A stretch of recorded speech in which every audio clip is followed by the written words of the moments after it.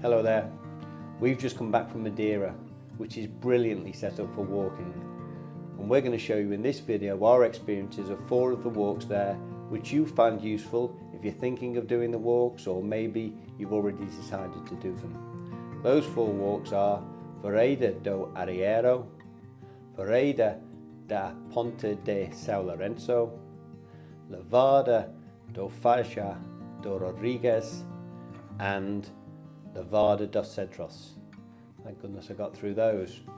When I come back at the end of the video, I'll let you know 3 things which I think you'll find useful if you're considering hiking in Madeira. Hello, we are Dave and Kim, a married couple from North Yorkshire in the UK. We left our jobs to focus on what we love, exploring nature and the globe through hiking, biking and travel.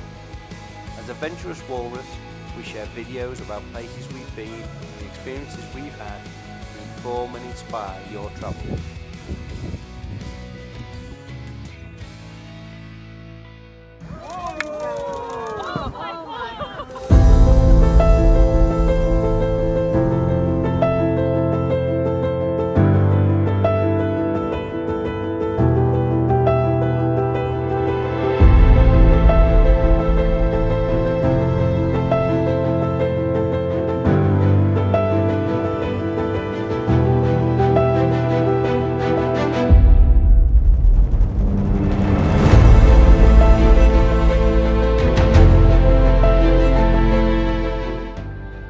Pico do Areeiro to Pico Ruivo is one of the most fabulous trails we have ever completed. It's in the centre of Madeira, north of Funchal. It's only 7 kilometres one way, but there's a 300-metre descent and climb between the 2 peaks. This morning we're at the top of Pico do Areeiro. We're going to do the hike to Pico Ruivo. We came up here for sunrise. We were here about 6:50 sunrise. It was supposed to be 7:19, but I forgot it a little bit earlier because we're higher up. So it was about 7:12, and we just didn't quite get to the viewpoint at sunrise, but we did see it as we came up. This car park was nearly full when we arrived, and you also need to allow for the 800-metre uphill walk to the viewpoint.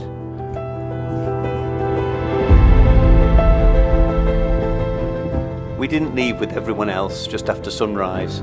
We took in the views at the top and decided to get breakfast at the cafe, which doesn't open until 9. We set off on a trail which was busy but not too busy around 10 o'clock. I'm just going to let the pictures tell the story of the walk to Pico Ruivo.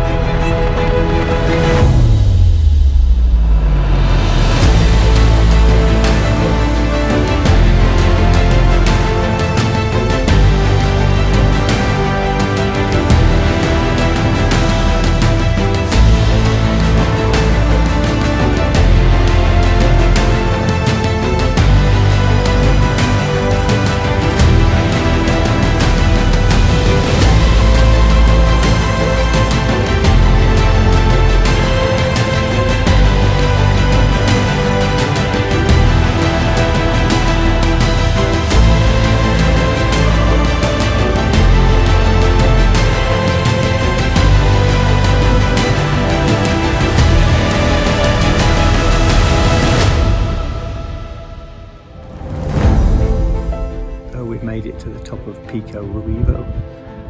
It took us about 4 hours to get here. Really beautiful walk, beautiful views from the top. Pretty hard going, especially on the uphill to Pico Ruivo. At the bottom of that and at the top of it as well, with a bit of easier walking in between. So I'll just turn the camera around and show you the views.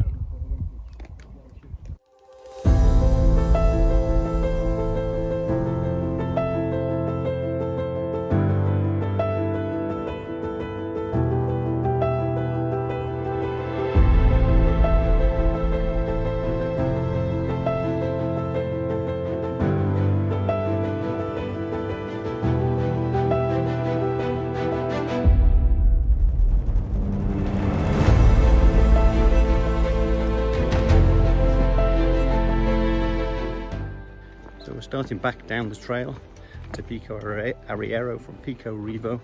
This section, first section on the way down from Revo, is switchback, so it's relatively easy to manage. And then it gets into some ladders and stairs which are pretty tough, very tough on the way up. Probably quite tricky on the way down as well, I imagine, when we get there. And then of course the reascension, if that's a word, to Pico Areeiro, which I also suspect will be quite difficult because we're going to be pretty tight by then. Two differences on the way down here. One is the trail is a lot quieter. Most people doing the trail just one way, starting sometime in the morning, either very early in the morning or mid-morning. Most of them will be finished by now.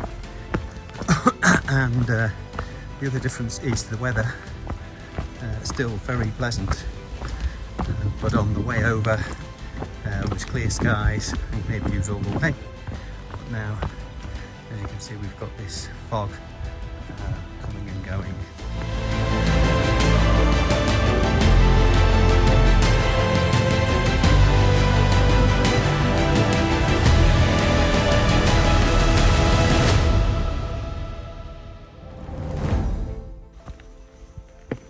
This is sort of typical of the track, so there's some fairly uneven stuff, a lot of fairly uneven stuff, and then there was some sort of quite nicely paved areas.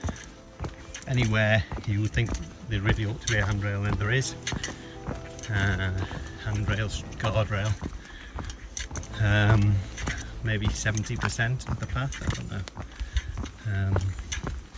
So it doesn't really feel unsafe in any place. We made our way back down all the steps. It was definitely easier on the way down.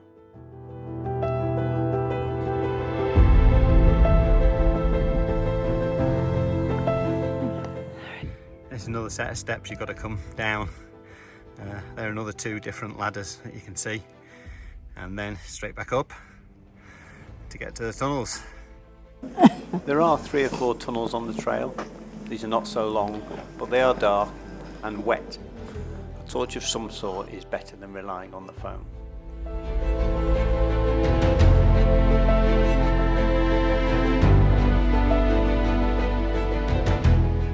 As we walked back, the constantly changing low cloud added hugely to the atmosphere.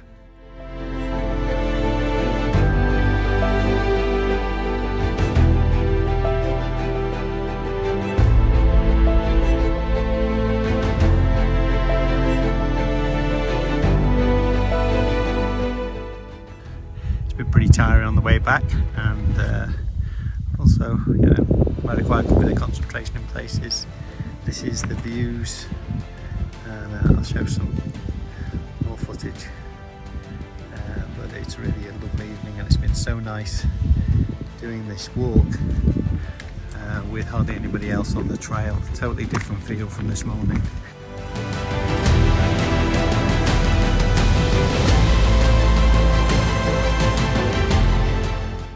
Good to see the radar station getting bigger, and when we arrived back, we took a few moments to sit and enjoy the view.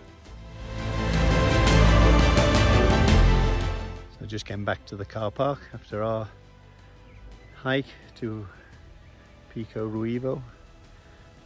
It's quite late in the day, it's 20 to 8, so we've had a full day here with lots of stops and lots of rests, and pretty knackered, but it's been really successful and really enjoyable.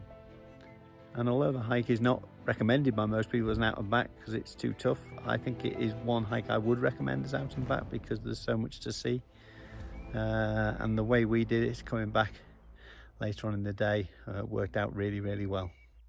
Hopefully it's been clear from this video, but this is one trail you really should not miss. PR8, Vereda de Ponta da São Lourenco, is a walk along the peninsula at the far east of the island, and is one of the most popular walks on Madeira, and we chose to do it on our first day there. Okay, so we're here at the car park for the São Lourenco walk. It's this parking goes back probably for about a mile or more than a mile along the sides of the roads, but we managed to get a parking space here near the car park because we're coming at about 3 o'clock in the afternoon. So yeah, excuse the pictures of the WC, but we're just about to start. Based on the All Trails route I have linked below, the total distance, including the final climb to Pico do Vereda, is 7.6 km round trip. The sign at the start is to the pier just before the snack bar towards the end of the trail. There are spectacular views of the coastline right from the word go. The first parts of the trail are well maintained, and there are plenty of steps in the steeper parts. Later on there are some areas where more care is required, and the final climb is quite tricky, as we'll cover later. Looks a lot worse than it actually is.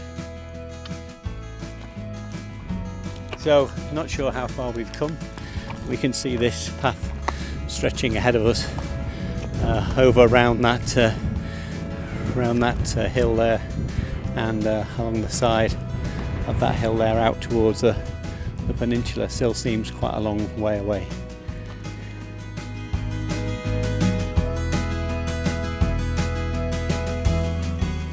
Many of the reviews of this hike talk about the crowds, and I think we really benefited from turning up in the afternoon, so certainly something to consider if it fits with your schedule. After a while you can see the snack bar ahead of you. There's still a little way to go though. The snack bar was closing when we got there at 4:30, but we still managed to get a cold drink.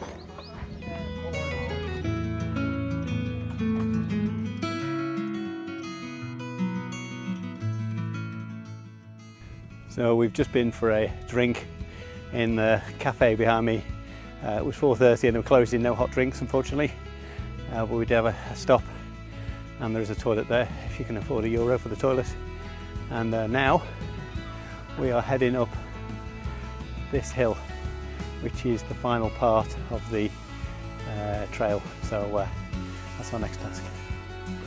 There is some question about whether this final climb is part of the PR8 trail and whether it is officially open, because of the state of repair of the barrier I presume, but there are a fair few people using it, and the view at the top is certainly rewarding.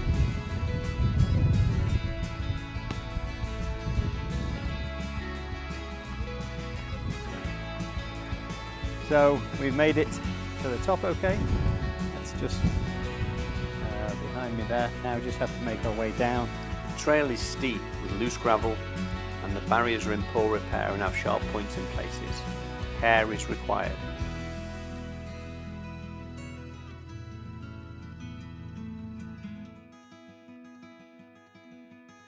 On the walk back we enjoyed some lovely early evening sunshine. Overall this was a great walk with fabulous views throughout, an interesting path without being too difficult, and when we went 3 PM in late April, not too many people. It's not to be missed if you're walking in Madeira.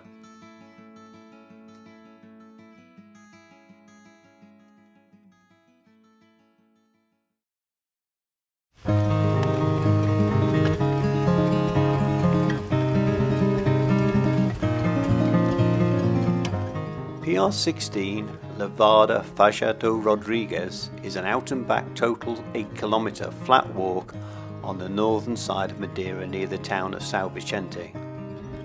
Arriving late morning in late April, we were easily able to park on the road, later discovering there was a reasonably sized car park nearby. The views from the car park were already pretty spectacular. So this is our first Levada walk, PR16, Levada Faja do Rodrigo, something like that. And you can see this is what I guess is the typical Levada type of track that you see behind me.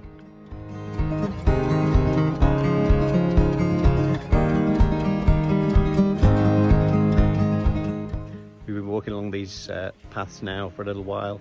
It's really so weird to have such a flat walk in such a hilly place on account of these irrigation channels, but makes for nice easy walking as long as you mind your step.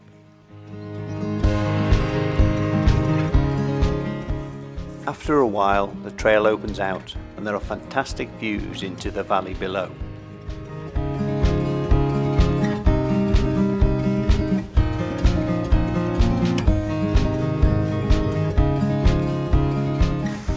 There's plenty of interest with different views, irrigation channel mechanisms and a number of waterfalls.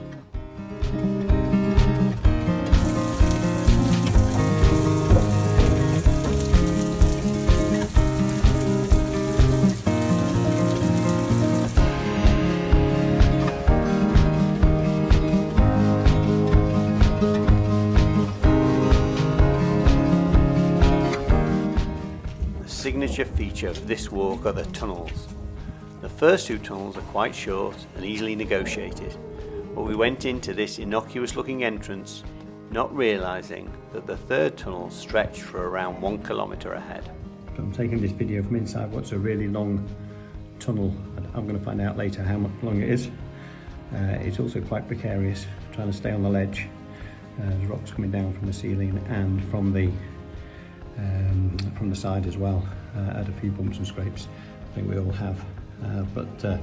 Yes. So you can see, I'll just turn the camera around. You can see there is light at the end of the tunnel, and we're not too far away now. We had torches, which are essential, but head torches would have been better, and others have recommended hiking poles to use on the other side of the tunnel for support. It's certainly a great adventure going through that tunnel. How was that? On the far side of the tunnel, there is less than 1 kilometre of additional trail before it comes to a dead end, but it has a real jungle feel, and there is another nice waterfall at the finish. We found a place a little bit away from there to sit and have our lunch before heading back through the tunnels and the way we came. The walk back was uneventful now we knew what to expect, and the long tunnel seemed shorter. Only around half the people we saw took it on, and this is still a great walk if you turn around at its entrance, but for the full experience, as long as you're not claustrophobic or particularly tall, it's definitely an experience I would encourage you to go for. We were out for around 3.5 hours in total, including lots of videos, photos and lunch, and that left plenty of time to visit the nearby town of São Vicente afterwards. Again, this one is highly recommended.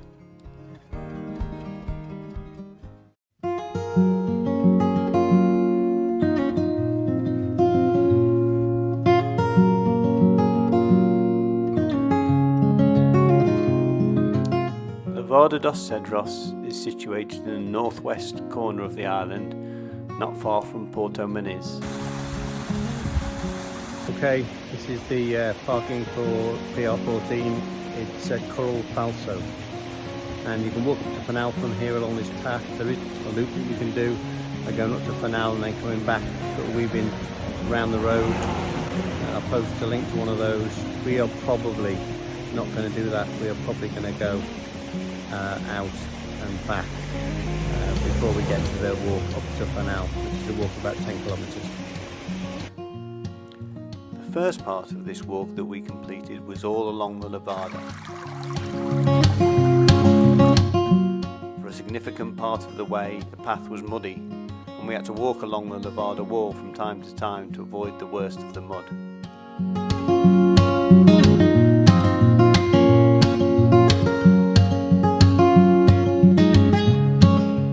There were some interesting features along the path and occasional partial glimpses into the valley below.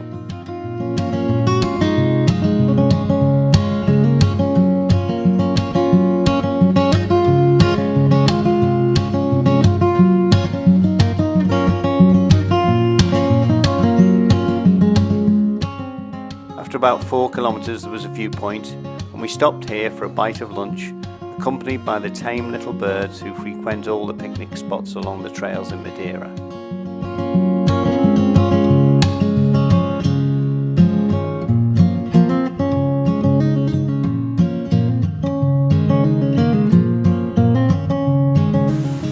After another kilometre, about 100 metres after the turning to Fanal, we arrived at a stream and a lovely waterfall where it would also have been possible to picnic.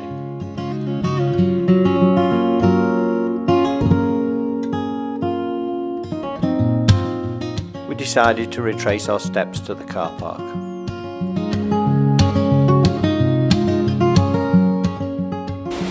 Okay, we're back at the car park.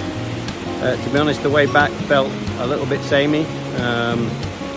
So whether I'm not sure what I'd really recommend doing this route is an out and back. I think probably the circular route would be better, but we were saving ourselves for Pico area, which we're doing tomorrow, so we didn't fancy walking up a whole lot of steps.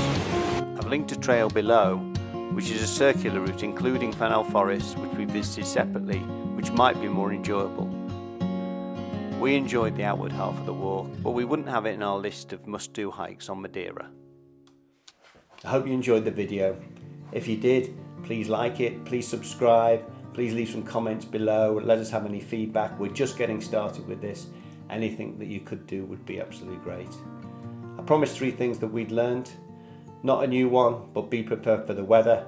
Madeira is no exception, indeed it's a special case, and we still managed to get caught out one day. When we left Funchal at 18 degrees and got to Fanal, it was 5 degrees and drizzle, and we didn't have the right gear.